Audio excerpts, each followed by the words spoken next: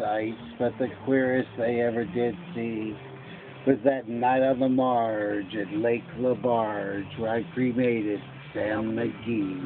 Well, I know Sam. Now, Sam McGee was from Tennessee, where the cotton blooms and blows. Why he left his home from the south to roam around the pole, God only knows.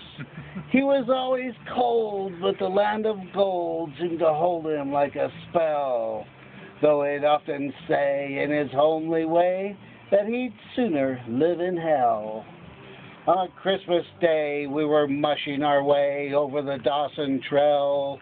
Talk of your cold through the parka's fold, it stabbed like a driven nail. If our eyes we'd closed, then the lashes froze till sometimes we couldn't see. It wasn't much fun, but the only one to whimper was Sam McGee.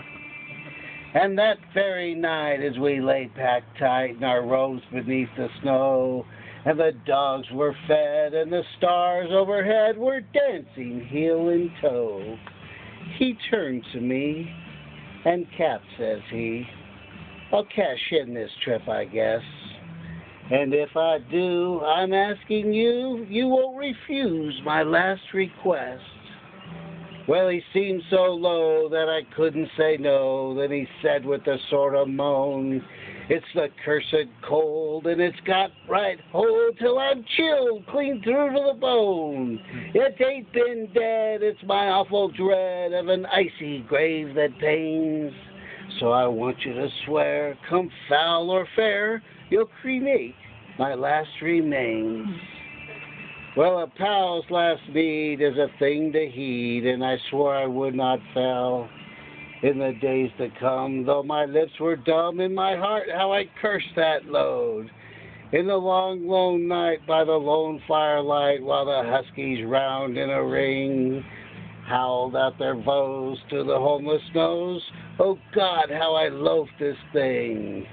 And every day that quiet clay seemed to heavy and heavier grow. And on I went, though the dogs were spent and the grub was getting low. Yeah. The trail was bad and I felt half mad, but I swear I would not give in. And I'd often sing to the hateful thing, and it hearkened with a grin. Till I came to the marge at Lake LaBarge, a derelict there lay. It was jammed in the ice, but I saw in a trice it was called the Alice May. And I turned to it, and I thought a bit, and I looked at my frozen chum. Then here, said I, with a sudden cry, is my crematorium. Some planks I tore from the cabin floor, and I lit the furnace fire. Some coal I found that was lying around, and I heaped the fuel higher. The flames just soared, and the furnace roared, such a blaze you seldom see. Then I buried a hole in the glowing coal, and I stuffed in Sam McGee.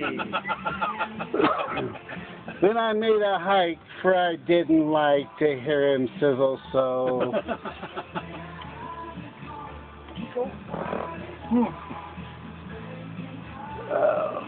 Oh shit, don't stop now. Does he die? It was icy cold, but the hot sweat rolled down my cheeks, and I don't know why. And the greasy smoke in an inky cloak went streaking down the sky. I do not know how long in the snow I wrestled with grisly fear, but the stars came out and they danced about. Here again I ventured near. I was sick with dread, but I bravely said, I'll just take a peep inside. I guess he's cooked, and it's time I looked, and the door I opened wide. And there sat Sam, looking cool and calm in the heat of the furnace roar.